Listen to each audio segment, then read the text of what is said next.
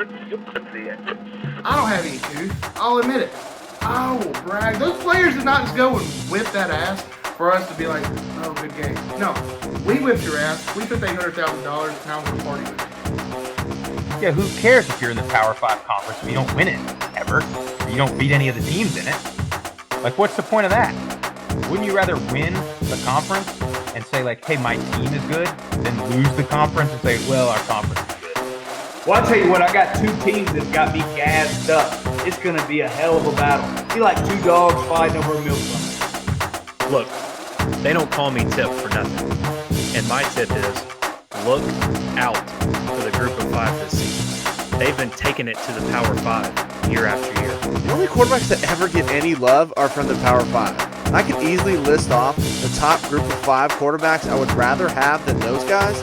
I would be willing to bet that at least one of them is going to be in the running for the Heisman this year.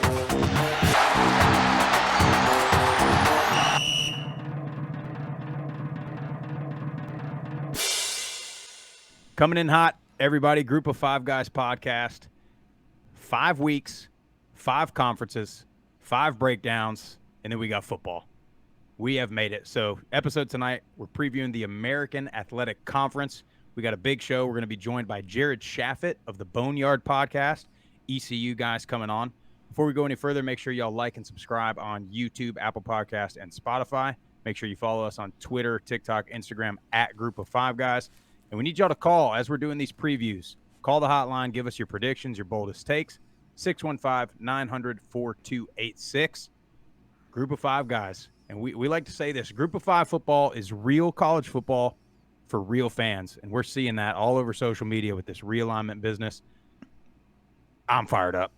I mean, I am fired up for this episode and for the next couple. Let's go around the horn, see how everybody's doing. Jesse Grisham, coming to you first. How are you? Coming in hot was not a joke. I am in Tampa, Florida right now, and the Sheraton that I'm staying in, Marriott, if you will, you think it'd be a nice place. The whole damn building has been without AC for about 6 hours right now. I'm hot. Jeff has done everybody a favor by putting a picture up of me because right now I'm sweating like a greased pig inside of an oven pit. I am dying right now.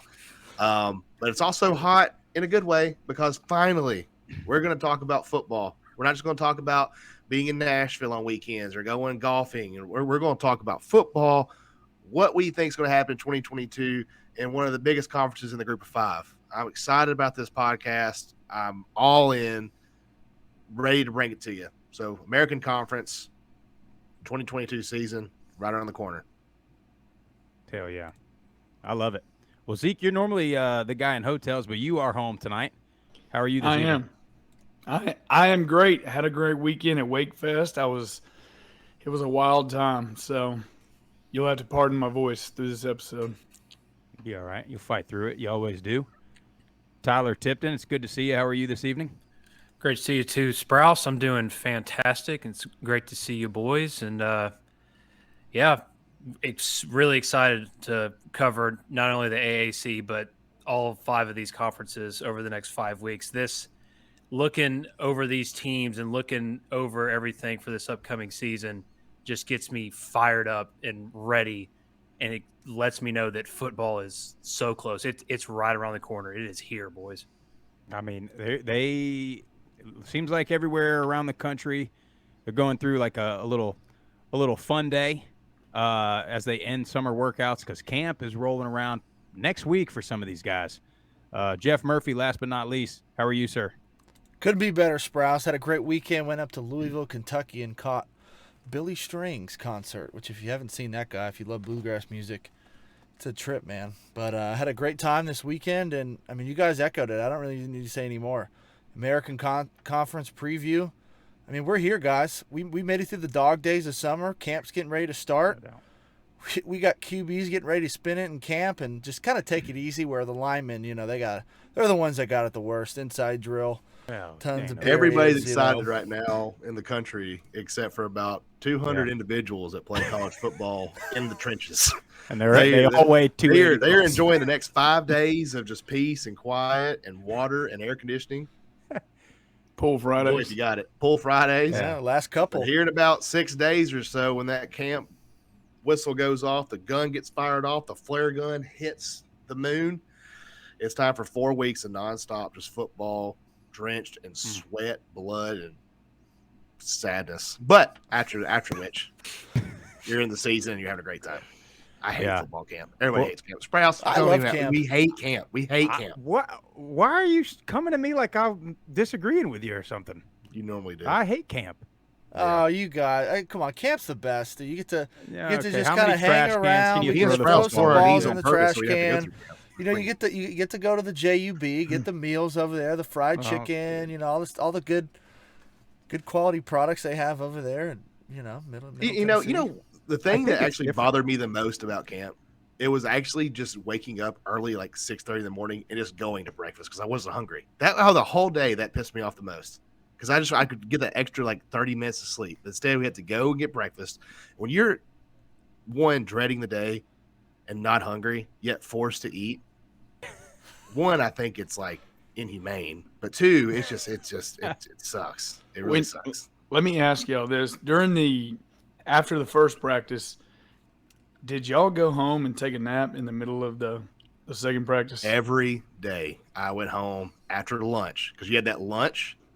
Then you got to go home, and then you had to come back for meetings. For practice would be about 3:30. So you'd have like an hour and a half after your lunch to go home. I went home and napped every single time. You had a window there, so you had a window between 12 and 2, depending on when your meetings were. Mm-hmm. And one time I slept through the meeting, and I was like, they'll never know. They'll never know. And I walk in the door to practice, and Rick's got my name written down on a sheet of paper and asked me why I missed. Scalded the dogs. No, that was another time. he had my name written down a couple times because I also missed a pregame meal one time, and he was not happy about that. And I was like, maybe I just won't go. I can't walk in late. So Michaela wants to know like why I'm angry every time I wake up from a nap because in the past, when I woke up from a nap, I had football practice. Yeah, And so it just carries over. Yeah. But for the guys that are out of football, Sprouse, we love this. This is such a good time of year. It's great. So good, isn't it? It's great. It's sitting in our cubicles in the AC and just think about it. But so here's how these next couple shows are going to go in general. So we're going to recap last year, talk about some results. We're going to go over a couple players to watch, position groups to watch, talk about the best offense, best defense, and then what we're going to do is we're going to hit these Vegas win totals.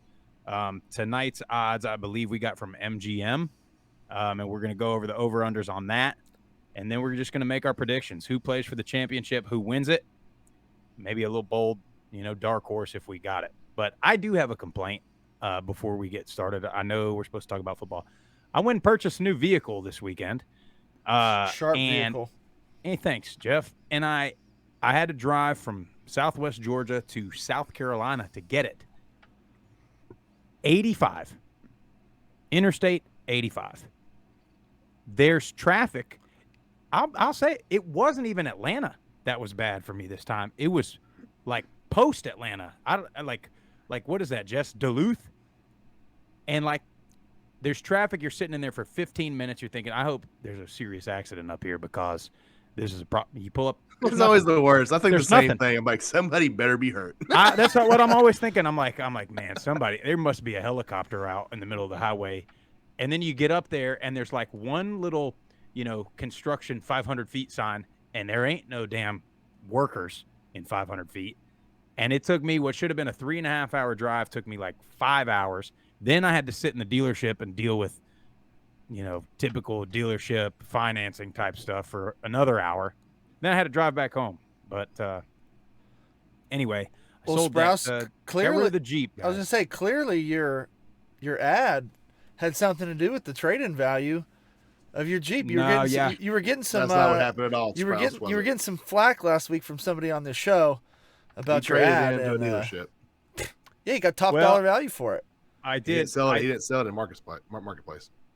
No, I didn't, but I did have cash offers. I really did, but they were too close to what the dealer was going to give me, and I was not willing to deal with the potential for somebody trying to scam me and have to try to meet up with somebody at the bank and cashier's check and this and that. So I just said, you know what, I'm the way you try to sell it on Facebook. Probably was It a really probably good pitch. was. It probably was. But anyway, so American Conference. Here we go. So last year, The American. obviously, Cincinnati, right? They rolled through the American. They dominated, went to the playoff, lost to Alabama. What can you do? They go 13-1. I got a question for you guys, though. So Cincinnati won the conference. Tulane, South Florida, and Temple all tied for dead last in the conference with just 2 conference wins. So give me your most likely scenario of which of these teams could flip. So first to last or last to first. So what's more likely? Cincinnati finishes last place, or Tulane wins it, South Florida wins it, or Temple wins it? I mean, I'll just start us off. This seems like a really hard question, so I'm going to go ahead and just take the brunt of it. No, that's not. That's as much as I think highly of Tulane this year. They're not going to be winning the conference. They're going to win more games, but they're not going to win the conference. Temple, USF, I don't see them winning much more than they did last year. I think they'll win more, but not much more. Cincinnati, they're probably going to be still close to the top, but I think they're going to lose 3, maybe at least 3 games this year. I consider that. I think Cincinnati's going to have a big fall this year. Big fall. Big fall is in like you go from being the semifinals of the playoffs to now you're going to be 3-loss team and probably not be in the conference championship. That's kind of the loss. Big fall, I feel like, for them. They'll definitely win 8 games probably and go to a good bowl game, but I don't see them being close to what they were last year. Well, I think it's going to show how good Fickle has done in recruiting because he lost a ton of guys, and who they can get to replace those guys and to step in is really the kind of the true test of a dynasty or a great coach. But I mean, I'm kind of with Grish on this. I don't think we're going to get a huge flip flop like that. I think Tulane will be better. I think they have the best shot of possibly having the best season out of those 3. But I still think Cincy's going to. I mean, they're going to be in the championship game. I think they got a lot of firepower coming back. Even though they lost quite a few guys. So I think Cincinnati's going to be just fine.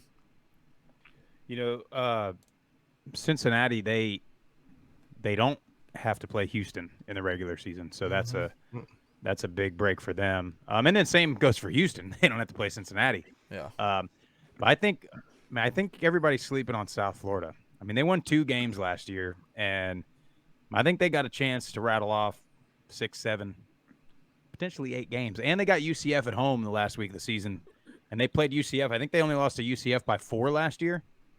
So that's a team that got a lot better as the season went on. And so I would say of those, I don't think any of those are real likely to happen, but I would say South Florida, that's the best chance. South Florida's got a better chance to win the conference than Cincinnati does to finish dead last, is what I'm saying there. Okay. I mean, I understand the question, but do you think it's a better chance for South Florida to have a better record than Tulane then? I know that's a different question. Like the probability of South Florida having more wins than Tulane. Well, I'll put it this way, and I know we're going to get to the over-unders later. Tulane's at 6. I think that's about right. Like I think they're a 6-win team probably. South Florida's at 4.5, and I think that they go over quite a bit. So yeah, I'll say this too, and we'll get into it like you said. But I just think that Tulane's schedule is set up a little bit better than USF. I mean, they open up with BYU, and they play Howard, then they go at Florida, at Louisville. East Carolina's not a pushover, at Cincinnati. So they have a tough stretch in the beginning of the season. They have Cincinnati and Houston on the road this year. Yep. That's going to be tough. Yeah. But tough. if they do rattle off some wins, they have UCF at home for the last game of the regular season. Yeah.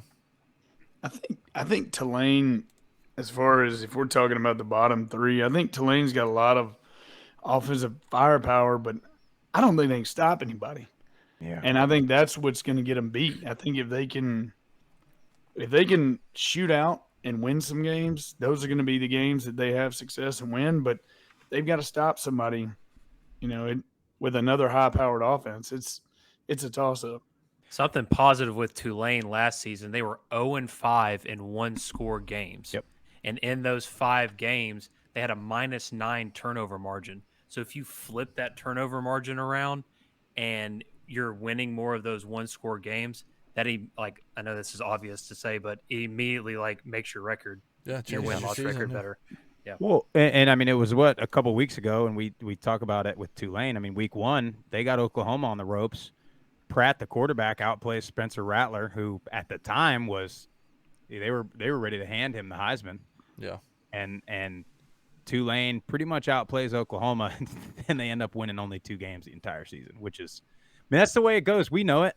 I mean, you go back to the year we went 2-10, and we lose to Purdue at Purdue by a blocked field goal, and then we just can't. I think you win that game, changes the whole season around. Yeah, and that's kind of why I'm on this Tulane train right now. At least getting 4th or 5th in the conference this year. That's how confident I am with them, just because of their schedule. I don't know exactly how you're going to want to do the over and unders and stuff, but when I look at their schedule for this year, I could see these guys winning their first 4 games, and that includes a Kansas State upset at Kansas State, because I really like Michael Pratt. I like him a lot. And Jeff, going back towards quarterbacks, you're the quarterback guy. Last year, looking at the 2021 season, I thought the quarterbacks we were really heavy on in the back, and in the mountain. After losing some guys, I think with Davis Brin being at Tulsa, Clayton Tune at Houston, Michael Pratt, Tulane, Seth Hennigan at Memphis, Evan Prater. And I say Evan Prater because I think he's going to be big time at Cincinnati. But then Holton, Ehlers at ECU.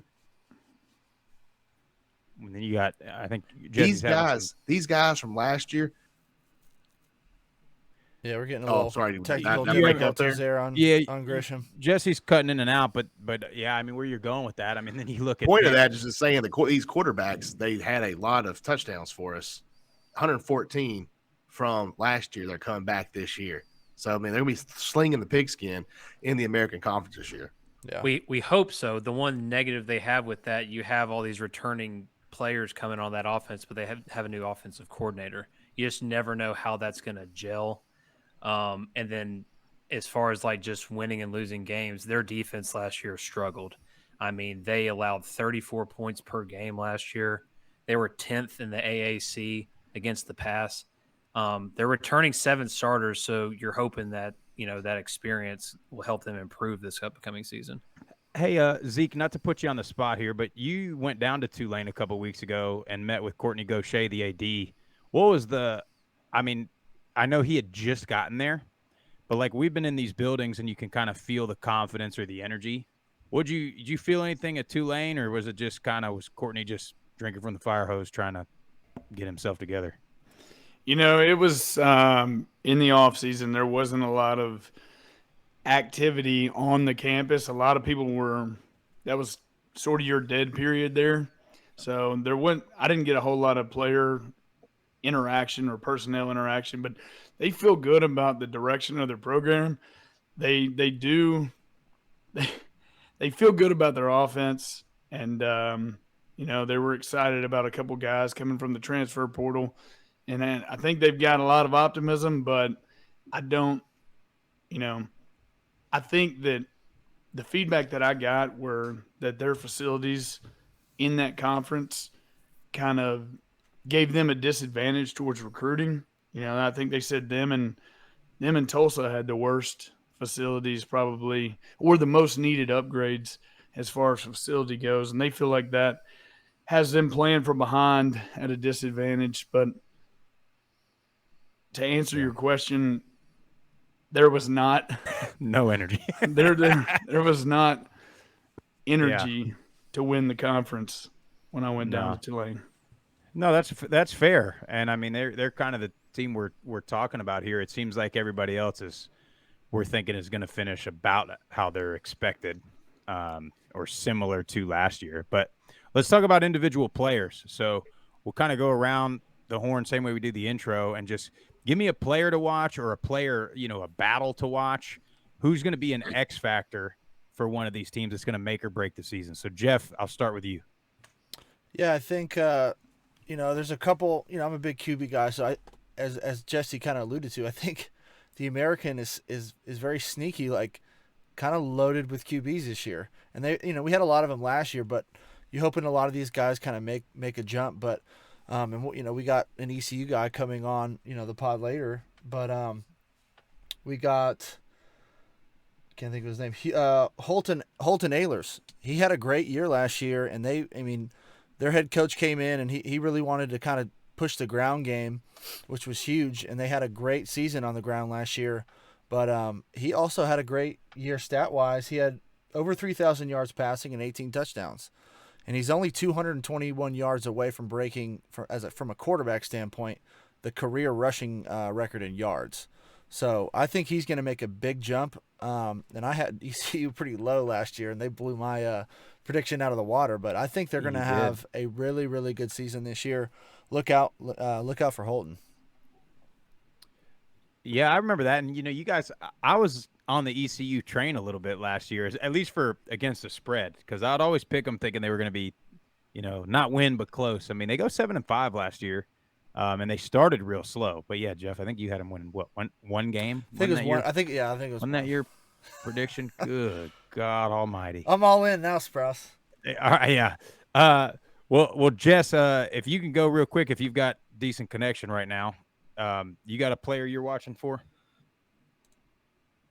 Yeah, I'll try to make mine short and sweet. And I know this is a team that Zeke is all about.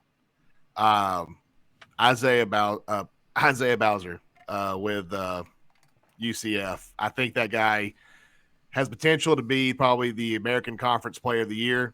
I say that because of what they got coming back next year. One, the guy's phenomenal anyway, but they have 3 returning OL offensive linemen coming back, with also a Virginia transfer coming in at tackle. So the O-lines, I think, is going to be pretty big and a lot of experience. They're going to move some guys around. They're going up against a good defense in camp, because the UCF's defensive line is going to be pretty much like an SEC D line. So that being said, I think Bowser is going to have a season better than he had last year, because he really rushed for like 750 yards. Like, he's going to have a 1,000-yard season this year. He's coming back. He could have come to the draft last year. He didn't. Look out for him putting up big numbers for UCF. Yeah, and you always say it, Jesse. He's got the name, and he had a coming out party in that Week 1 game against Boise last year. I remember that game didn't it get like a 2-hour weather delay? Yep. And then it just went back and forth. All the fans stayed. It was, kudos to them.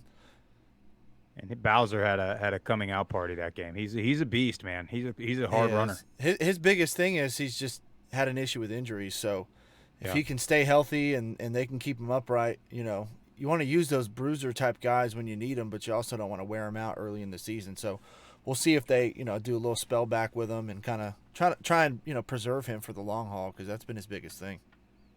Yeah. Zeke, what do you got? Who are you watching out for this year? I'm on the QB train with Murph. I think that Taylor Mordecai from SMU. Did I take that from you, Grisham?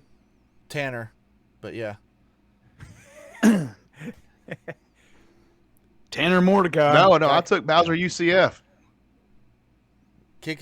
Well, I saw you throw your hands up in there.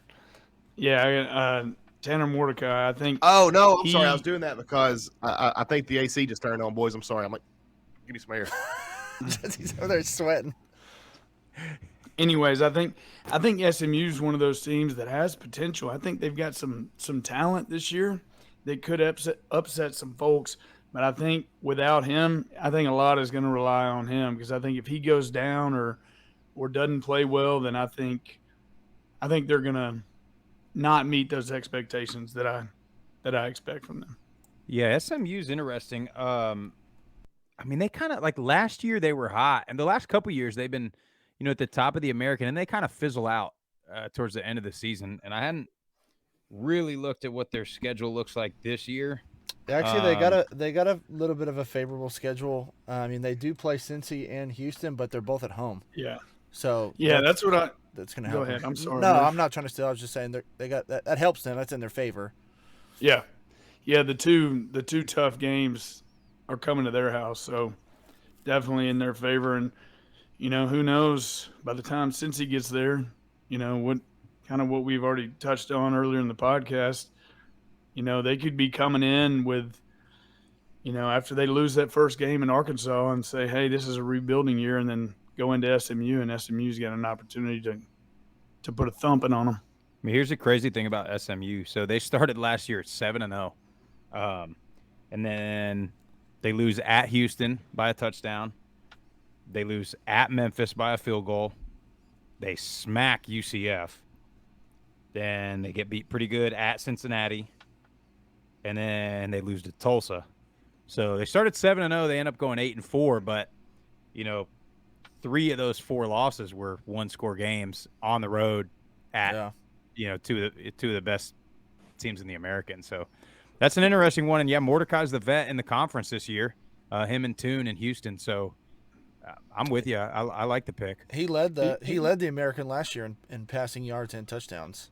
So he's got the pedigree. He's just got to keep it up. He lost some guys on the outside. I know they got some transfers coming in. I think one from North Carolina and another guy from Texas, Josh Moore. But we'll see how those guys gel. And you didn't mention SMU as more of like we were talking about the bottom 3 flop earlier, and that's kind of who I was thinking. I didn't know if the question of a dark horse was going to come up, but if I had to pick one, I think there's opportunity there for them to lead the way. Yeah, I like dark horse. That's a good pick. I mean, that's one that, like we talked about before the show, everybody's talking about Cincinnati. Everybody's talking about Houston. A lot of people talking about UCF. And then it's kind of – that's really it. I mean, nobody's thinking anybody else has a chance. But SMU, 8-4 last year. I mean, they got a shot for sure. Tip, what player are you looking out for this year?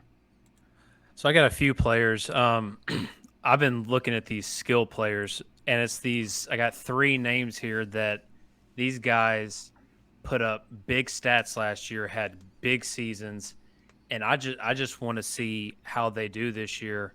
And I love to see these stars just come out and just take over a game and just shine. You got Tank Dell, the wide receiver out of Houston. You also have Ryan O'Keefe, wide receiver out of UCF, and Keaton Mitchell, the running back from East Carolina. I just cannot wait to watch these 3 guys play. And you can just see these guys in certain games, in certain situations, just take over a game when the ball's in their hands. I cannot wait to watch these 3 guys play. A competition I'm looking at that I'm excited for is the Cincinnati quarterback battle between Ben Bryant and Evan Prater. Massive shoes to fill, a lot of pressure on both of these kids. And whoever wins that job, just the quarterback position alone at Cincy, whoever wins that job, it's going to determine how their season goes, I think. No, I agree. And with Cincinnati too, they lost Pierce, and they lose Jerome Ford, but they still have the tight end back, and they have a really, really good offensive line returning. Really good, probably the best offensive line. All 5 starters, I believe. Yeah.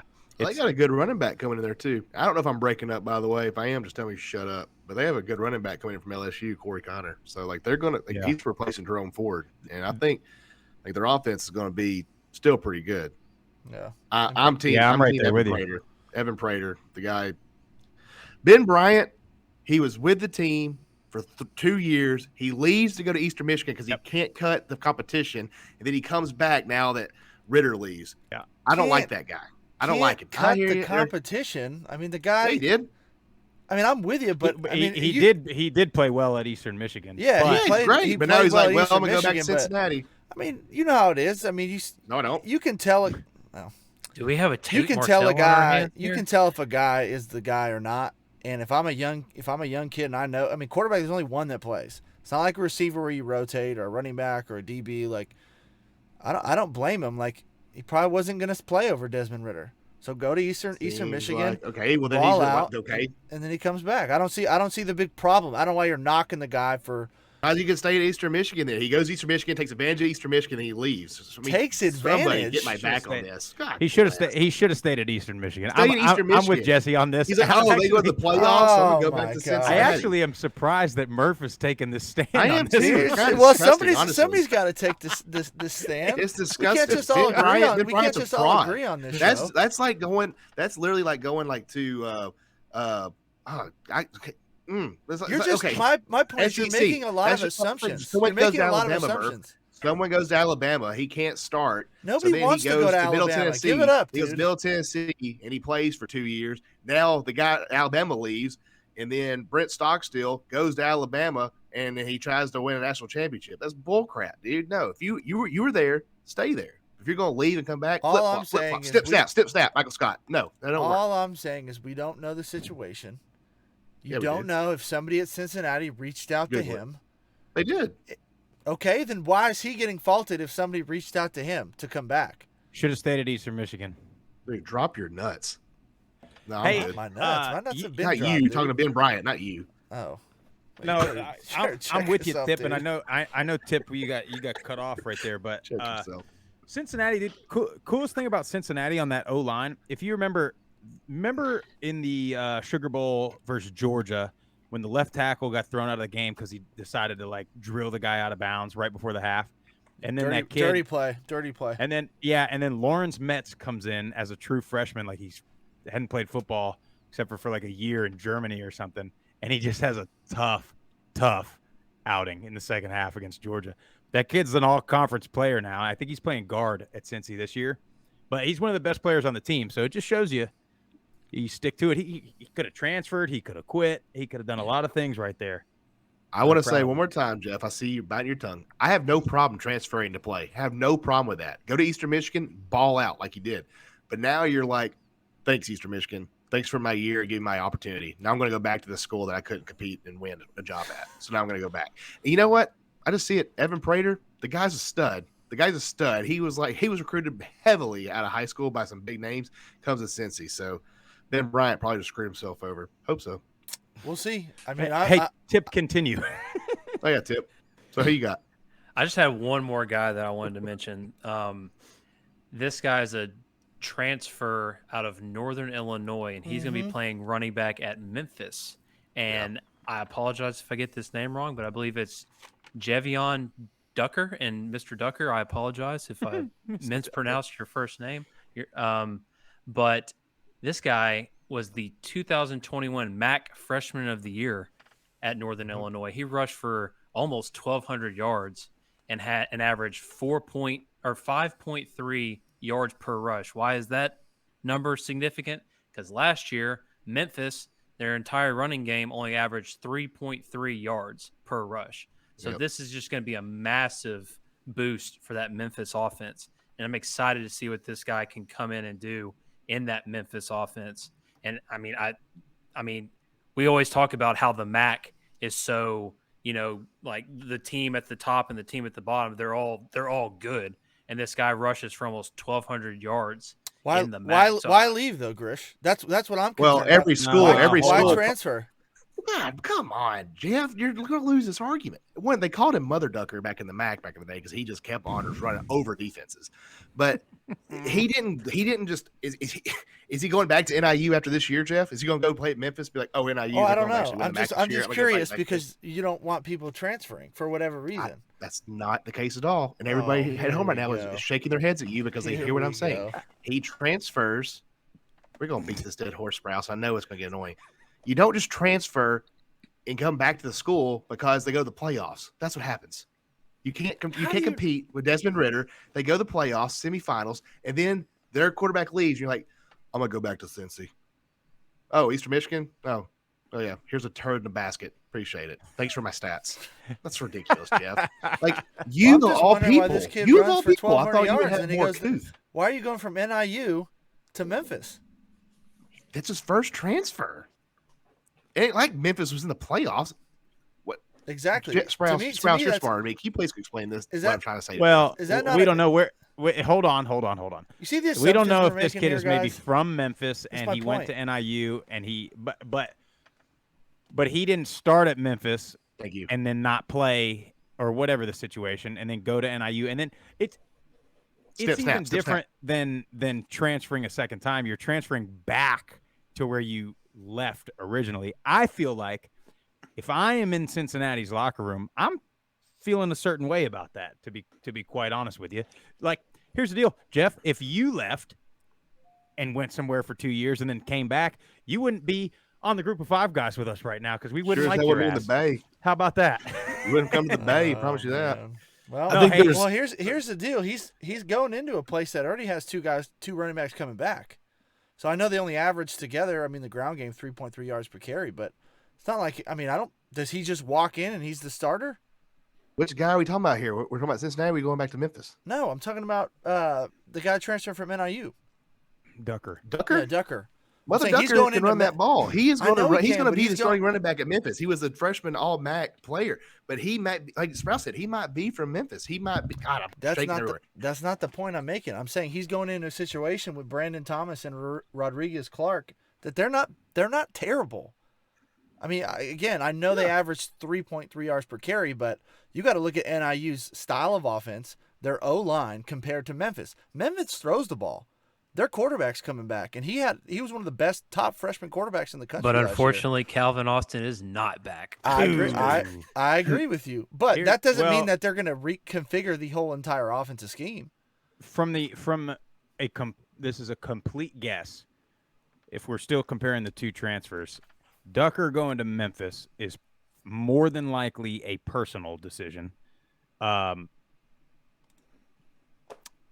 Quarterback going back to Cincinnati, that seems like a football specific situation. Could be.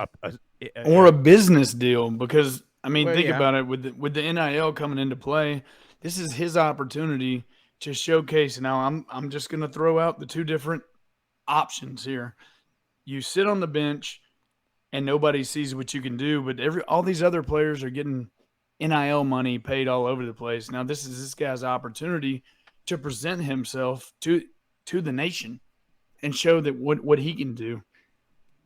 He has to take that opportunity. I know the argument is, but why leave Eastern Michigan? He may not play. He's probably not going to win the job. Got a way better shot to starting than he does. I don't know. Ducker at Memphis. I'm going to take experience. We'll never know. Experience over. You don't think Luke Fickle's telling him, "Hey, you got a pretty good chance here"?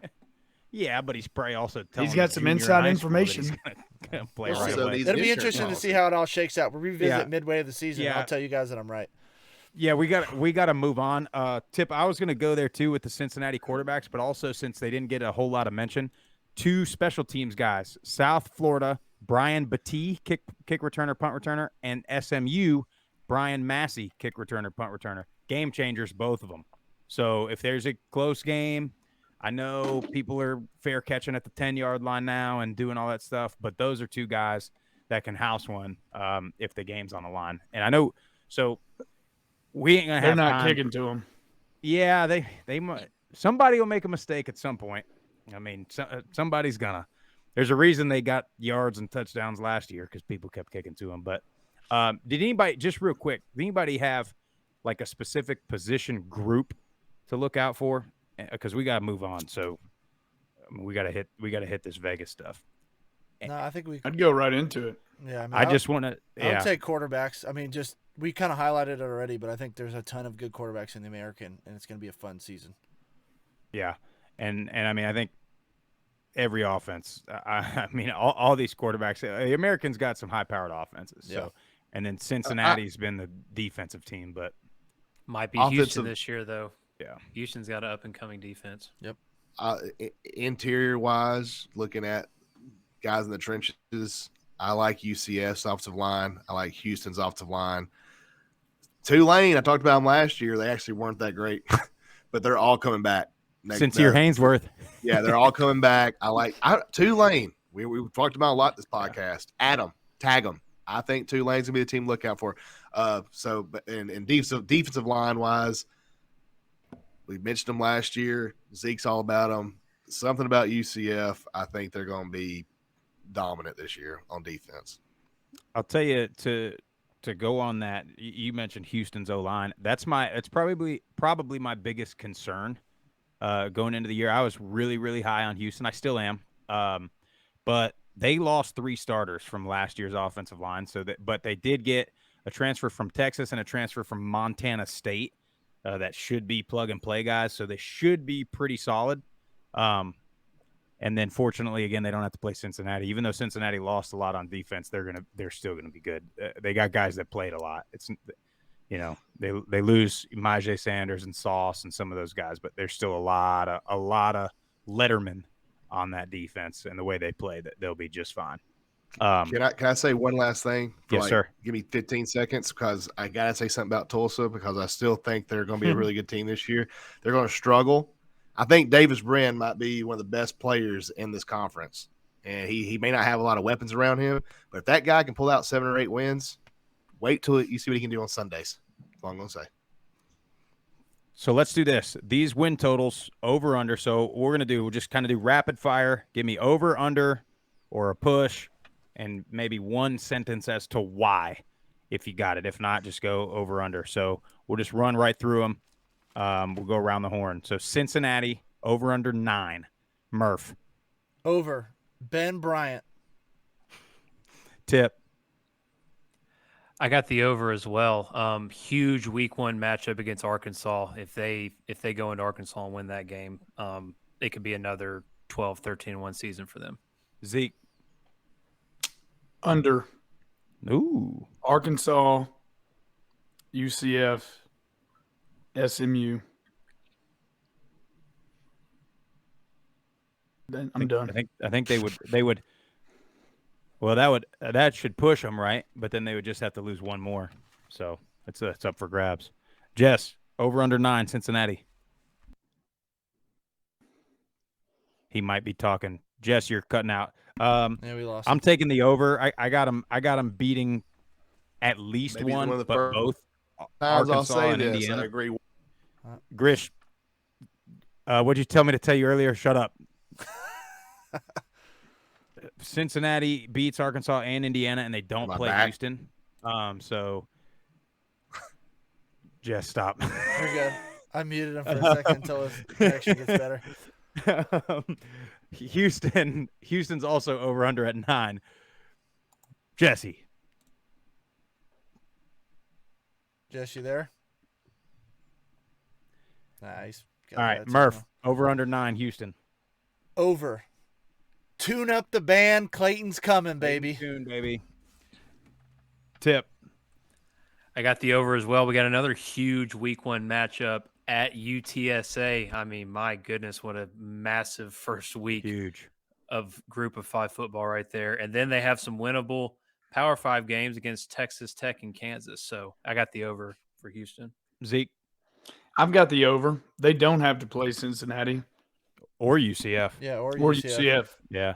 I'll tell you, Houston, that'll be I think Houston has a really strong chance to run the table, but that's going to be their downfall of why they don't get a shot at the playoff, because they won't they'll have to potentially beat one of those in the conference championship game, and then Texas Tech I don't think is a good enough non-conference to put them in the top 5 towards the end of the year. But I do think over on that.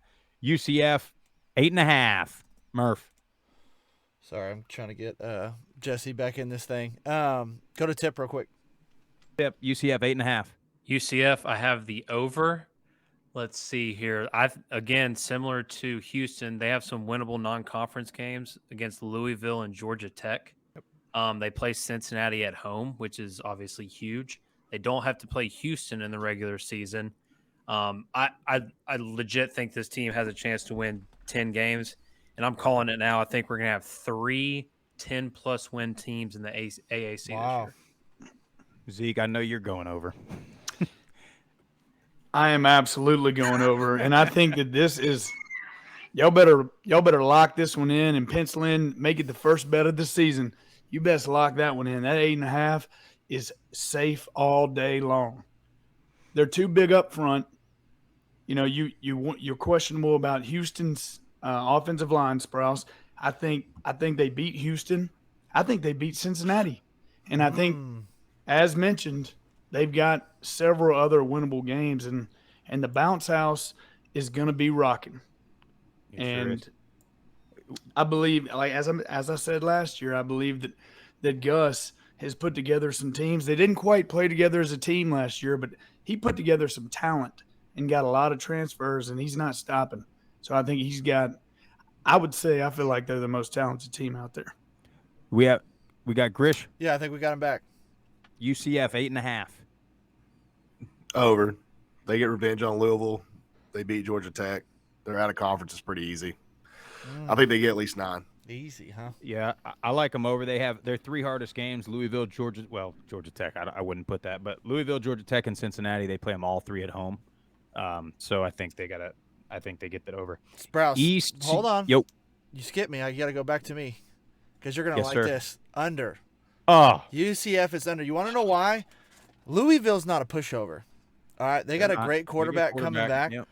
And let me tell you, I think FAU is going to be a lot better. That's not going to be a gimme game. And I think East Carolina beats UCF. God, you're just I'm just telling you. you're making up for just giving ECU. No, and you want to know why? Shit last year. And you ECU wanna know wins why? one game. Oh damn, they're going to beat wanna know why? UCF this year. I think Gus is going to he's going to try and play 2 quarterbacks in that system, and it's not going to work. They lost their best player in Dylan Gabriel last year. He went to Oklahoma, and That was his fault. the wheels have fallen off the bus, boys. Nah. Wow. Nah, That's he's my take. got some That's my take. monster tires on. They may have pulled the wheels off, but he's got some monster tires on there now. ECU at 6.5. Murph. Over, baby. They got that ground game pumping. Ehlers is going to continue to throw the ball. It's going to be a fun season. Tip. I have the over as well. I have them winning 8 games this year. Attaboy. Big week 1 matchup against NC State at home, and they also play UCF and Houston at home, so that gives them good advantage there in the conference with those 2 games at the house. I got them winning 8 games over. Grish. ECU 6.5. Under. NC State's going to rock their ass for week 1. Like, it's going to ruin their whole momentum. They may win 4 games. Okay, that's 1 game. It's going to, and trust me, I'm all about having momentum, and that's going to kill the momentum because after having a season last year. Just listen to who they got then. They got Old Dominion, Campbell, Navy, and at USF. Okay. I'm saying Not they 7 wins though. No, I know. I'm just saying you. their start they could start off easily 4-1. Oh, I did say 4 they're- wins. Okay, 4 to 5 wins. They're going to be under. I mean, for my opinion. And then they go at Tulane, then Memphis. Like, I love Tulane this year. yeah, well, you loved them last year. They got to play everybody. They got to play I love all Tulsa the top. last year. They got to play but all they're the gonna be top primes. American schools. UCF's they coming got- in. That's a loss. And they got BYU out of conference. They got a tough schedule. 6.5. I got them going under 2. Zeke, No, what do you thank got? you, Sprouse. I'm glad we have some knowledge in this room. Can I say my Cincinnati thing since I broke up? No, we're done. It's I passed. think you said it. It was under. It was just under. Wow. Zeke, ECU 6.5. I think this is as close to a push as you could get, but you can't do a push at 6.5. So if I had to pick with my gut, I'd go under. And I think they're a very talented team. I think they have a lot of opportunity to upset some teams, but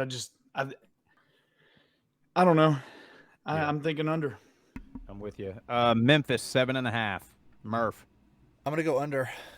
I think Memphis is good. I think their quarterback is good, but they, like you guys alluded to, they lost a lot of receivers, and I think that's going to hurt them. Tip. I have the under as well. I have them winning 7 games. Yeah, it's close. It is close. Yeah, I mean, like Murph said, lost Calvin Austin. That's a massive loss.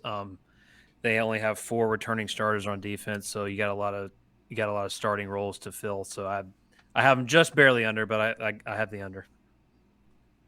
Jess, Memphis 7.5. Under, probably 6 games, go to a bowl game. Zeke. Yeah, I've got the under with Memphis as well, and I agree with all your points. I'm going to take the over, and I think they're going to only because I think they're going to start 5-0. And then they play UNA late in the year. I think that's going to give them their 6th win, and then they just got to win 2 out of some tough ones. But Houston, ECU, Tulane, UCF, Tulsa, SMU, they just got to win 2 of those, and that'll put them over. Can you read the first 5 games off real quick? I can look them up. I got you. know. No, don't worry about it. It's at Mississippi State. I think Yeah. is their At So Mississippi you think they're going to State. beat Mississippi State? I got it right here if you want me to read it. We were going to bring that game back up. That was Yeah, that they was might take a bull knee. crap. Great That's game. where the atrocious award came from. You got at Mississippi State, at Navy, Arkansas State at home, North Texas at home, Temple at home, Houston at home, at East Carolina, at Tulane, UCF at home, Tulsa at home, North Alabama at home, and then at SMU to finish it off. Yeah, so they beat Mississippi State, and then what was it? Temple, Navy, Yeah, you got Navy, Arkansas State, North Texas, Temple. North Texas. That puts them at 5-0 in my mind, and then UNA they'll win. Don't sleep on the mean green. Yeah, I Ain't mean too Arkansas bad. State and North Texas. sleep Yeah, on the North Bulldogs Texas got either. some players. Yeah. But anyway, Navy, man, Navy's. Yeah, it's tough. They're at 4.5. Murph, what do you got? Man, I'm gonna go under. I think they're about 3 wins. Tip. I have the under as well. I have them at 4. I can see 3 or 4. They have a tough schedule They do. this year. Brutal. They're Brutal. at Air Force week 5, Cincinnati and UCF on the road. They Yeah. have Houston at home, but I mean Houston's they're just too much. They're just too good. And then SMU on the road. Just a brutal schedule. So I got the under. Grish. It was 4.5, right? Yep. I'll go over because I'm sure they'll upset somebody. So I'll give them 5 wins probably. Zeke. I'm gonna have to go under. I think they get about 4 at best. Yeah, I got the under. I think they'll beat Delaware and Temple, and then the problem is both Army and Air Force are both good right now. So even though they did win one of those last year, I don't. Even if they split this year, they're not winning both, and that puts them at 3 wins. That's what I got on that. SMU's at 7. Murph. I'm gonna go over. I like Tanner Mordecai. I think he's a great player. Led the American last year. I think he does it again. Tip. I have a push on this. I have them right at 7 and 5. Defense struggled a little bit last season. They have a new defensive coordinator coming in. 7 returning starters. Struggled against the pass last season. I mean, they have Cincinnati and Houston at home, but the fact is they got to play Cincinnati and Houston this year. UCF on the road, that's a tough game. Maryland that's Maryland tough on the too. road. Yeah. TCU at home. So I got them. I got the push. I have them right at 7 wins. Grish. Same 7 wins push. Zeke. If I was betting on it, I'd probably bet 7. So I'd probably bet the push, but I think there's opportunity for them to win 8 and 9. They just got to upset some people. Yeah, I'm with you. I got them right at 7. Temple Owls 2.5. Murph. Jeez. I think it's about 2 games. I'm gonna go under. Tip. I have 2 as well, so I'm going the under. I mean, they got to play UCF and Houston, and I mean, they have an easier non-conference schedule, but I mean, just just not a very good defense. Also, not a very good offense. When you're scoring 16.3 points a game and giving up 37.5 points per game, you're not going to win a lot of games. So I'm going to go with 2 wins in the under. Jess. I saw them flap their wings at Rutgers last year, and they were pretty piss poor. So I'm gonna say under 2 wins. Zeke. I'll say under, and they're going to be battling Navy for the toilet bowl of the conference. Them pillow fight. Have you seen them? Pillow fight. I got the under also. I got them beating Lafayette and UMass, and then, I mean, To be clear, that's not Louisiana Lafayette. correct. Yeah, That is nobody. the FCS Lafayette Leopards. That is correct. Nobody calls Louisiana. Very Lafayette, good. Very Louisiana good. Lafayette. Very good school though, Lafayette. And the Lehigh Patriot. Oh, very good. Yeah. Tulane. Pretty sure They're right at Zuckerberg. 6. Murph, we got. Man, I think this is I think it's a push. I think they're right at that 6-win spot. So I'm gonna say 6. Tip. I kept going back and forth between the under and the push, but looking at their schedule, I'm going with the under. I'm going at 5 wins. At Kansas State, they got to play East Carolina, UCF, SMU at home, and then they got to play the two top dogs of the AAC. They got to play Houston and Cincinnati on the road. So I got them at 5 wins. Jess? Just over. I got them at 7 wins, and that's with them beating Kansas State. So I agree. I don't think they're going to beat Cincy and Houston. I think East Carolina plays them at home, so I think that they're going to also lose that game as well. Long story short, 7 wins. Zeke?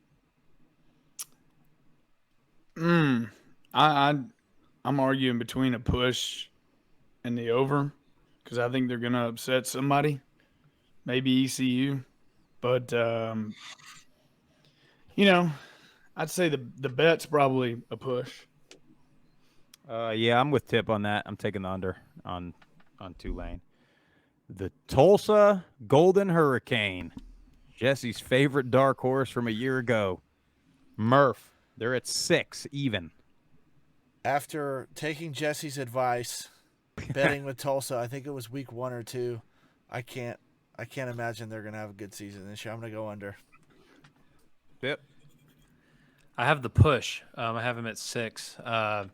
Ended last year on a 4-game winning streak, but they're only returning 9 total starters. Tough schedule. They're at Wyoming week 1, at Ole Miss week 4. They got to play Cincy. They got to play Houston. So I got them right at 6 wins. NIU too. Yeah, that non-conference. They is lost the sneaky running good. back though, so they'll be all right. Hey, Jess, Tulsa at 6. What do you got? Got them at putting at 6. I think they'll cut it right at 6 because they'll win 1 or 2 games that people won't think they should have won. So push. They'll go to a bowl game.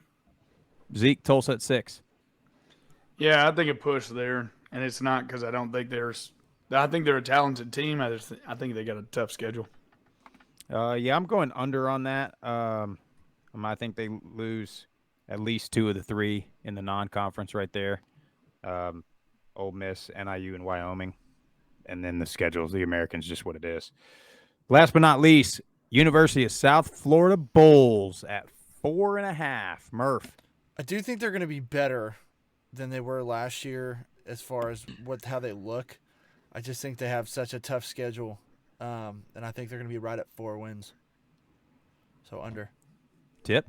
That's exactly what I have. I have them at 4 wins, and it's because of their schedule. They have 18 returning starters, and they're bringing in a new DC, Bob Shoop, former Penn State and Vanderbilt defensive coordinator. I think they're going to be better, and they're going to improve a lot this season, but that schedule is just extremely tough. So because of that, I got them at 4 wins. Grish. I'm going to take the over. I'm going to give them 5 wins. That's what I'm talking about. Because you said it right there, and I read it in an article today. 18 starters coming back, and then how they did play against Cincinnati. They have life. They have talent. I'm in Tampa, man. There's talent here all over the place. Bias. So I'll give them 5 wins. Zeke? I'm going to have to agree with Murph and Tip here. They may be talented, but they're some wild stallions. You got to tame those bad boys. I like that. I'll tell you what, I am all in on the Bulls. I'm taking the over. And I think that they beat UCF Thanksgiving weekend in Tampa. Write it down. Book it. That'll put them over right there. Wheels falling off the Gus bus. Yeah. Gus Malzahn gets fired the next day. He may. Well, so, all right, just real quick, rapid fire. Who plays for the championship? Who wins it, Murph? I think it's going to be repeat. I think it's going to be Houston and Cincy. I think Houston wins the championship. Tip. Is Murph reading off my my notes here or something? Great minds think alike, Tip. I got Houston versus Cincinnati, and I have Houston as the conference champions. Jess? Let's see. Tulane. No. Tulane versus Tulsa. No, I'm trying to. I wasn't really ready for that question because I think Houston will be in the championship. I think they will play somebody that we won't expect to be in the championship, not exactly Tulane. So I don't really – let's just say Houston versus SMU. Can that happen? Wow. I think that can happen, right? Yeah, they don't have. Yeah. They don't play division. Some of that nature, but I think Houston is going to be the best team in this conference by far, and I think they probably blow out the conference championship game. I don't even think Cincinnati's going to be in the championship. So Houston is just the better team this year. Zeke? I like Houston and UCF in the championship. And this is a tough one. All signs point to Houston. All signs point to Houston. But I think when those mud tires get rolling on that Gus bus, there ain't no stopping that bad boy. So I'm going to have to pick UCF. Drive. Yeah. Yeah. I just think the American Conference. Oh, sorry, Sprouse. Go. No, go ahead. No, well, before you give your answer, like I feel like the American Conference is going to be similar to kind of like how the Sun Belt was last year. You're going to have all these good teams just beating up on each other. So I don't think necessarily the second best team will probably be in the championship game because they may have lost 2 or 3. Because some teams have to play Cincy and Houston. Some teams don't have to play Cincy and Houston, or only have to play one of them. Am I right on that? Well, that's today. That's exactly the reason why I got Houston and Cincinnati playing, because Houston doesn't play Cincinnati or UCF, and then Cincinnati in the same boat doesn't play Houston. So that's I also have UCF. UCF doesn't have to play Houston. Yeah, no, right. No, they don't. That Gus bus, it can't stop a tank. Tank Dell. Yeah, Tank Dell. Wow, that's good. I like that tip. Did you just come up with that? Tip. I just came up with it. Holy cow! Yeah, I got Houston winning it. Houston over Cincinnati in a slugfest championship game. Well, so let's bring in Jared from Boneyard Podcast. We'll break down ECU just a little bit, and then we'll be out of here. Bringing on an expert analyst on the ECU Pirates right now. We got Jared Shafit with the Boneyard Podcast coming to us. We're going to break down ECU a little bit and give his thoughts on the conference in general. Jared, welcome to the Group of Five Guys podcast, my man. Pleasure to be here. Thanks for having me, guys. Absolutely. Well, so we all gave our predictions a minute ago. But first, just give us a rundown on your podcast. How long you guys been doing it? Where can people find you? Give us a quick rundown. Yeah. So we've been doing this podcast. We actually started it a week before the pandemic hit. We were talking about getting ready for the conference basketball tournament where ECU was going to finish, which we knew was going to probably be at the bottom. We were getting ready for baseball season, and then the next week the whole world shut down. So we were like, what do we keep doing? What do we do? Do we just wait till we know what's going on with COVID and if there's going to be sports? And we said, hey, let's just push through it. Let's try to get as many good guests as we can on during this time. And I mean, that's kind of what we're known for. We call ourselves the premier podcast of Pirate Nation. There's a couple other podcasts, but nobody schedules interviews like we do. I mean, we're talking Mike Golick. We've had Stanford Steve on, all kinds of guys talk all kinds of sports. Mike Oresco, conference commissioner of the American Athletic Conference. We've had him on a couple times. Mike Houston. The list goes on and on. So we that's what we did. We set out to have the best interviews, and we don't always just talk X's and O's. We like to get into the mind of our guest, right? Like we want to know their personality. Give them an opportunity to show that. So that's why a lot of the players like to come on. So yeah, that's what we do. You can find me at Jared_Shafit on Instagram and Twitter, and then our podcast is at Boneyard Podcast on Instagram and Twitter as well. Nice. Yeah, you guys, I mean, just from our Twitter standpoint, I mean, you guys are definitely probably the number one ECU for sure handle, or whatever you want to call it, as far as the follow if we're looking for ECU information. First, I got to know, how fun's baseball season there? I know we're a football deal, but y'all are the real deal at baseball. I mean, when I tell people that really all sports outside of basketball, ECU, football, and baseball. When I tell people that it is an SEC like atmosphere, it really is. If you've never been to a game at Dowdy Ficklen Stadium during the fall for football, I mean, you got to get there. It's one of the best game day experiences. I've been to Carolina, I've been to NC State, I've been to South Carolina. I'd put our game day experience up against all of those. And then baseball is just another level, man. Like going out in the jungle and chugging beers with the fans and doing all that. I mean, it's another level. I mean, you're standing 15 feet away from the left fielder or right fielder, just in his ear the whole game. And I mean, sometimes they'll learn that if you talk back and have fun with it, then you're gonna have a good time. But if you don't, it's gonna be a long weekend if you're in Greenville. Dude, I watched I'm not a huge baseball guy, but I watched a lot of the College World Series this year. Dude, the fans were awesome everywhere. I mean, across the country, except for Tennessee, of course. But but the fans were just incredible everywhere. And the whole time I was sitting there, I was like, "Oh man, we gotta go to ECU someday, dude." Well, we've had a bunch of people on Twitter that was like, we're always like, "Where should we go?" And we've had a bunch of them like, "You gotta come to ECU." Yeah, so it's definitely one we gotta put on the list for sure.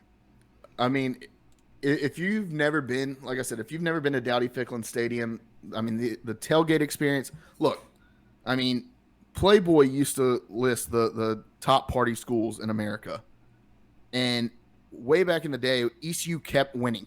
ECU was number one every year. Playboy finally said, "Look, we don't rank professionals. ECU, we're leaving you off the list because we got to give other people opportunity." And so, but ECU that's stuck at ECU, and the game day atmosphere. I mean, when I was in college there, I mean, we would start tailgating for a 3:00 game at 6 a.m. I mean, just getting after it. And I mean, we're not talking natty lights. I mean, those are being drunk, but I mean, we're talking tequila sunrise. We're talking mimosas, whatever anybody wants. You can find it in Greenville, North Carolina. So you wouldn't find a bunch of people drinking White Claws like the one guy that's not on this podcast right now. You might find some of the sorority girls drinking those, but I mean, we let them have them. But give me some Keystone, give me some Coors Light, some Bud Light, and we'll shotgun some beers, shotgun some Red Bulls, and get ready to go into Dowdy Ficklen. Well, if Playboy quit ranking you, I think Barstool ranks Sup Dogs as the #1 bar every year. I mean, so give us, because the name Sup Dogs, and you look at a picture, it doesn't look like it would be Barstool's #1 college bar. So you walk in, wait, what are we dealing with here? So I mean, Sup Dogs they're a friend of the podcast. I mean, we've had Brett, the owner of Sup Dogs, on several times now. I think he's been on 3 times. He may be our guest that we've had on the most. We've got a really good relationship with Sup Dogs. They hook us up. They're kind of a non-sponsor, but they also sponsor us. Every guest we have on, we ask them, "Hey, what's your Sup Dogs order?" If you're from the South and you know the South, it's kind of like cookout. What's your cookout order? They have a little bit of everything. I mean, you can get wings, you can get burgers, you can get hot dogs, but the drink specials, I mean, it's like a sports bar.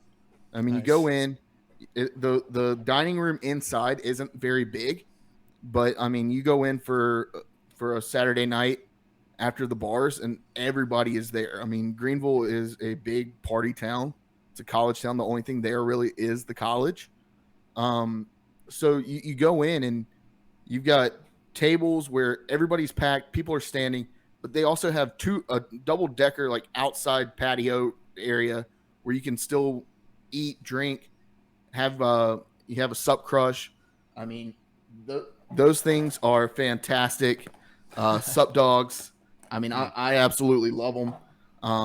If you go get the Cheesy Bacon Delight. It's a hot dog, bacon, and cheese on it. Get the Sup sauce, double the dog. It's an extra $1. Bacon cheese fries, orange Sup Crush, and you can thank me later. Yeah, we should definitely have Jesse on. If Jesse was on this podcast, I'm pretty sure he'd be drooling right now. I mean, he's got posters of Joey Chestnut in his bedroom. So I mean, it's so good. It is so good. I mean, you get loaded Coronas. You get a Sup Crush. You get Sup Swirls, which is basically frozen wine in a slushy. And I mean, my fraternity brothers and I, we would go sit out on the porch and chug those frozen slushies all the time and see who could do it without getting a brain freeze. I mean, that's the type of stuff we're doing down at ECU. That's awesome. We gotta make it happen ASAP. Well, let's get to the football stuff. ECU. I mean, obviously the American is so deep. You look at Cincinnati, Houston, UCF. Everybody's talking about those three. So they got ECU at 6.5. So, Jared, you're there. You're on the. You got boots on the ground. So, I mean, what are you thinking? Over or under? Give us a reason. That number is that's tight. If I were a betting man, and gambling's not legal here in the state of North Carolina, but I would say take the over. Yeah, see? I do think, I mean, this is a tough schedule, but you look at it, I mean, going down the line, NC State week 1, look, those puppies in Raleigh, I hate that school more than anything in this world. I hate them too, Jared. I think last time I checked, they were an 8.5-point favorite. Usually the underdog ends up winning in that series. I mean, I believe the dog is like 10-4 in the last 14. I may be wrong on that number, but and NC State's got to come to Greenville. And Greenville, like I said, Dowdy Ficklin Stadium is a tough place to play. It's going to be a packed house. I mean, people are talking shit already about that game. Like, these two schools, these two fan bases hate each other. Like, it's one of the most underrated rivalries in all of college football, if you ask me. Old Dominion, I mean, they're good. I just don't see them being able to compete with ECU with all the returning power we have coming back. Campbell, I mean, FCS, they're okay. Navy, Navy's bad. Navy's down. Yeah, I mean, we beat Navy on a walk-off field goal last year. I was there. It was tremendous. Owen Daffer, that dude's a stud. I just don't see them. I don't see them beating us. USF is an interesting team. I think they're on their way back, but I don't think this is the year. I know a lot of people have them as their sleeper. I don't see USF being that team this year, maybe next year. And then this is when you're kind of in the easiest part of I don't want to say easy because there's no schedule in the American that's easy, but when you're playing Navy, USF, Tulane, and Memphis, that's kind of your lighter part of the schedule when you're looking at ECU's schedule this year. And I think ECU has to go.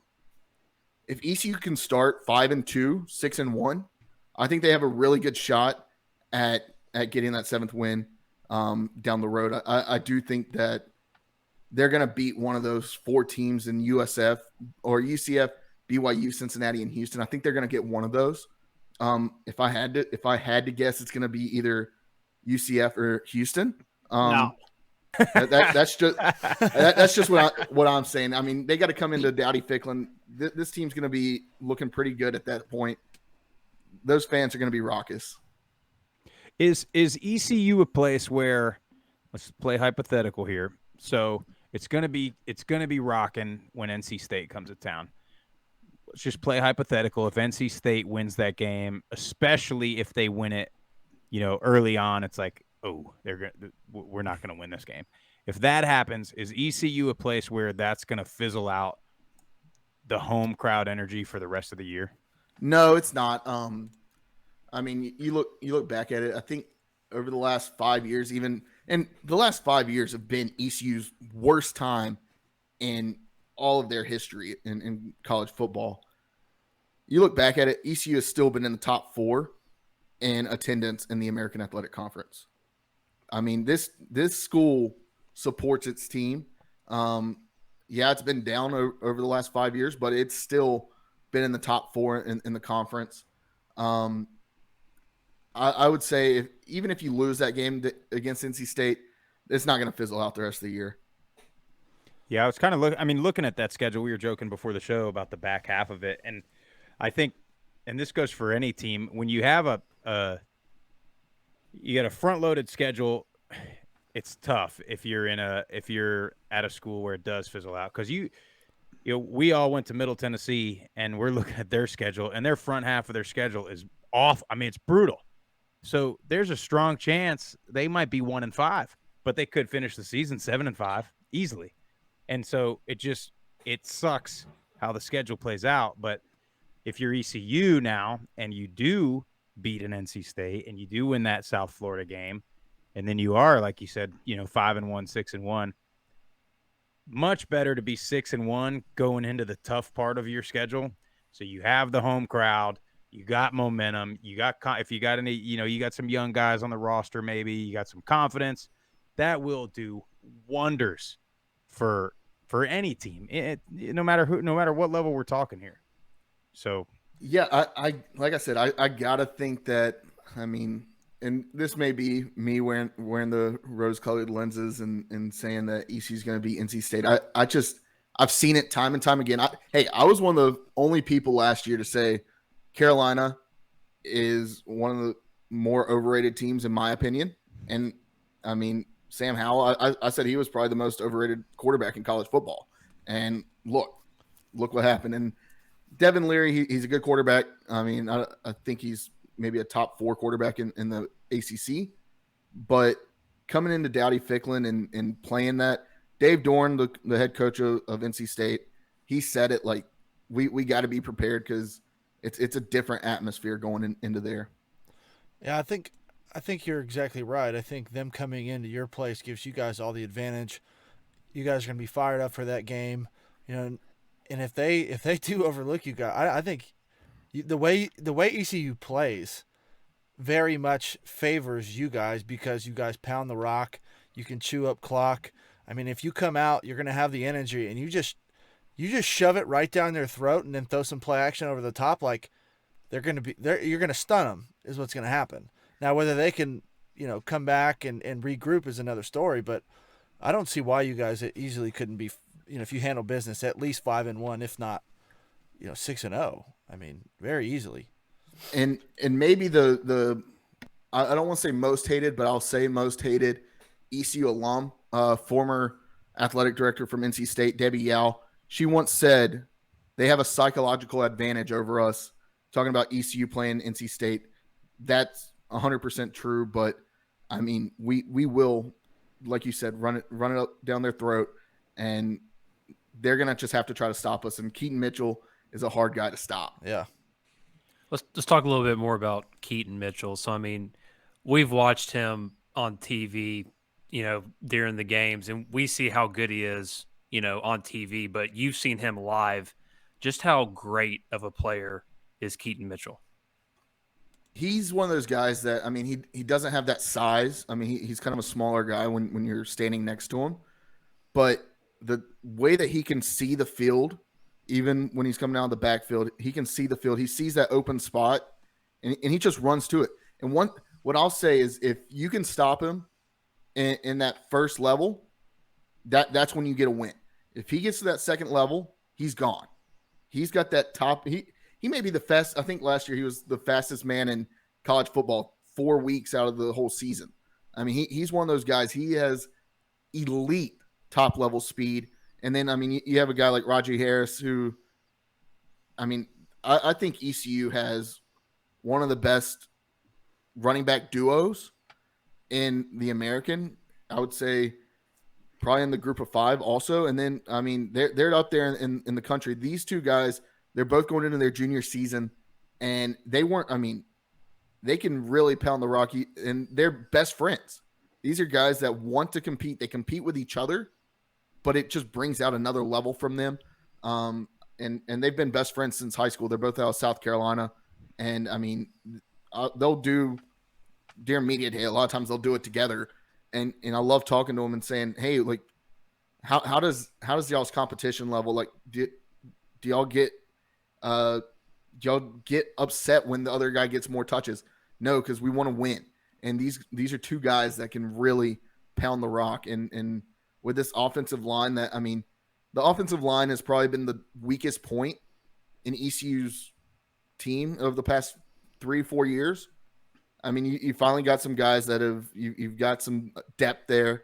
You've got some seniority there. These guys have been here for 3-4 years now, and they're getting bigger. They're getting good size up there.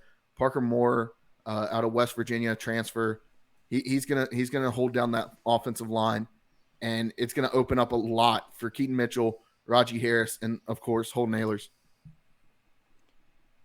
I'll tell you, I was just thinking as you were talking, I was just picturing a couple Saturdays from now. How awesome is it going to be when ECU beats NC State and App State beats UNC and the state of North Carolina just flips, just has, I mean, all hell's going to break loose.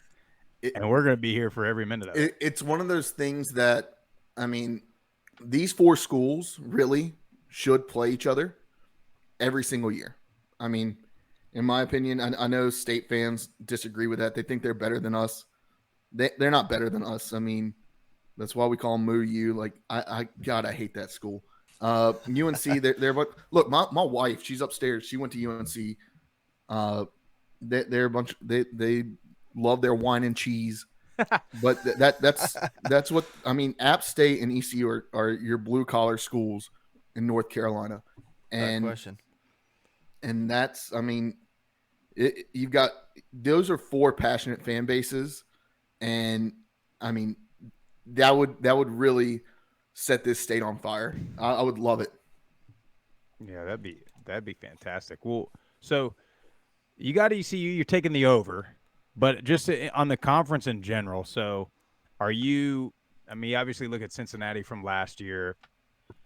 I think Cincinnati-Houston, it's probably pretty even on who's the favorite in the conference. I think most of us are leaning towards Houston, just Cincinnati losing a little too much. But what's your thoughts on the conference overall? Yeah, I mean, the conference overall, I think that with those schools leaving next year they're gearing up. But looking at last year, yeah, Cincinnati's lost a lot of guys.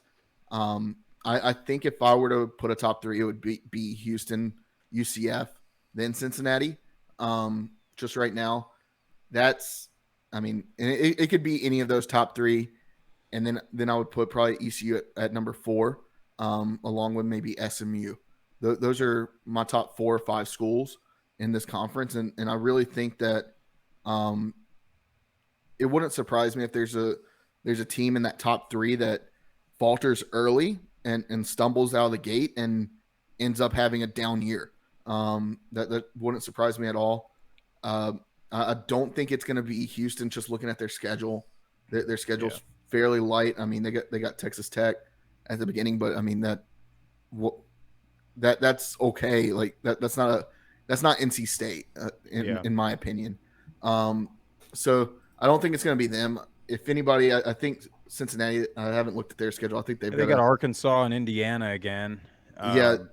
But so I think it's going to be one of Cincinnati or UCF, and my guess would probably be Cincinnati. I don't see how they repeat what they did last year with losing as many stars as they did. Plus, I mean, going into this year and having that kind of the same schedule. Of course, it's not Notre Dame, but losing what they did and then still having a tough schedule, it's going to be hard to start the season the way they finished it last year. Yeah. I mean, it's a deep conference, and it's, I mean, we were talking about that before when we were talking about SMU. It's like the American always has a team or two that's like 6-0, 7-0, and then they get to either that back half of the schedule's tough or something. You get an injury, and the next thing you know, you finish the year 6-6, 7-5. I mean, hell, Tulane won 2 games last year, but they beat Oklahoma week 1, and and they were close every damn week. So it's just a really, really good conference. A lot of good players. And about every team in this conference is good for at least one major upset a season. I mean, Cincinnati with Notre Dame last year, I mean, and Indiana, but you look at a team like Memphis, who they beat Mississippi State last year. I mean, Mississippi. I have a buddy who is an Alabama fan. God, I mean, he also likes the Yankees and the Lakers but Cowboys, Cowboy, yeah. Yeah. But I was like, man, when ECU beat Memphis and became bowl eligible, I was like, like Memphis beat Mississippi State beat Texas A&M beat Alabama. Does that mean ECU's better than Alabama? And he wanted to come across the table and punch me. But yeah, I mean, one of these teams, you're going to get a good upset at least once a season from at least one of these teams every year. So your prediction is UCF versus Houston championship game. That if I had to put money on it right now, that would be my bet. That's what I'm talking about, Jared. Thinking right. That's what I picked. Except for he's got ECU beating UCF. It's gonna be tight. I mean, I just think that out of those schools, USF or UCF and Houston, they got to come into Dowdy. I mean, those are two schools. ECU took Houston to overtime last year. They lost on a last-second touchdown to UCF last year. Look, ECU last year could have had a better record than what they did. I mean, they lost to App State week 1, and then week 2 you lose, but then you go in, you beat Marshall on a last-second play, and then that kind of kick-started your season. But all the games, they only lost, I believe, 2 games by more than a touchdown. And that was 4 out of their 5 losses were decided by 1 score. And they should have beat South Carolina. Yeah, they lost on a last-second field goal. So I'm telling you, this team could have easily been at 7-8 wins last year, and the schedule is tougher this year. But I mean, you got 7 home games, and I think the Pirates are going to show out. The purple and gold faithful are going to show out and show up in droves every Saturday this year. Couldn't agree more. So can I ask? We talk about it, and I know there's a lot of hypotheticals, but UCF and Houston are 2 huge games, maybe the biggest game other than NC State, but that's the first, week of the year. Of those 2 games, if the group of 5 guys were right, I like your thoughts, Zeke, to make a trip, which game would you think? And I know the records, we can't predict the future. The records will determine, but off the top of your head, UCF or Houston, which is a bigger home game right Definitely now? UCF. I mean, UCF, like, going back to the Conference USA days, and I've always said that the loss to UCF back in, 2015, they beat us on a Hail Mary after we came back. It was a cold night. I believe it was end of November, early December. It was one of the last games of the season. They beat us on a Hail Mary after we stormed back and took the lead. I mean, a lot of people had left. It was cold. It was rainy. It was a Thursday night game. And that's kind of what started the downfall of ECU football. The ECU fans don't like UCF fans. UCF fans probably don't care about us, to be honest. But it's one of those games that when you don't have a regional rival in the conference, this is one of those games that has kind of become a rivalry. Not at the magnitude of NC State or UNC or App, but it's become a rivalry. Good to know. Only thing about that date, Zeke, my wife could potentially be giving birth, and I cannot be at a UCF ECU football game at that time. Sure you can. Well, what I'll say is Vidant Medical Center. It's great. It's pretty good. ECU is a major feeder into it. ECU is a great medical school. It's 4 minutes down the road. Have her give birth there. I mean, Be a story. It'd be a good story. So we have a connection at ECU, and I'm going to see if Sprouse or Murph can pick out who it is. But you could always leave your expecting mother-to-be at one of the coaching staff's wisest house. Steve Ellis. That's right. Coach Ellis, yeah. Steve I Ellis. completely forgot all about that. Cornerbacks coach, ECU. Yep. And that guy was a character to play for. Have you ever had him on your podcast? We haven't. No. Oh, dude, you got to get him on. We had a reality show. Yeah, I mean we've had Coach Houston, and we've had some other coaches, but no, we haven't had Steve on. I've heard he's a character. Yeah, I need to get him off air and just have him tell you about that stories about how he that's the best is disciplines his kids. when you get some of the coaches or even some of the players off and you can just shoot the shit and talk to them like just normally. Some of the things you hear come out of their mouths, it's like, wow, like, well, what a story. Yeah, Ellis is great for that. Well, man, Jared, we appreciate you coming on. There you have it. Take the over 6.5 on ECU and predicting UCF versus Houston for the AAC championship. And then also predicting that NC State gets smacked around in Dowdy-Ficklin Stadium week 1. No question. Make sure y'all follow Jared, follow the Boneyard Podcast, subscribe to their podcast channels. Guys, any clicks and likes on any of our stuff helps. Y'all make sure you follow us at Group of Five Guys and like and subscribe our YouTube channel, Apple Podcast, Spotify as well. That's all we got for you this fine evening. Next week, we got Conference USA preview. Should be a fun one there. That conference ain't no telling what's going to happen there. That's all we got for you, Group of Five Guys. We're out of here.